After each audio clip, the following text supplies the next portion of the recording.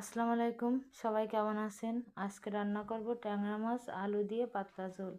প্রথমে তেলটা গরম করে নিয়ে পেঁয়াজ বাটা দিয়ে দেব, রসুন বাটা, জিরা বাটা, শুকনো ঝাল বাটা, লবণ, হলুদ একটু কষিয়ে নেব, পানি দিয়ে কষিয়ে নেব।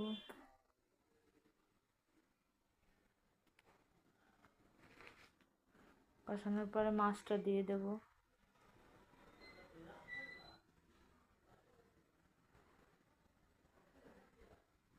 কাঁচা মাছ তো একটু পানি দিয়ে কষিয়ে নেব। আলু দিয়ে দিলাম, পানিটা শুকিয়ে গেলে ঝোলের পানি দিয়ে দেব।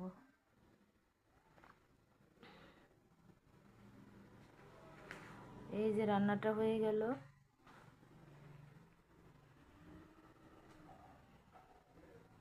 সবার শেষে জিরে গুঁড়োটা দিয়ে দিলাম।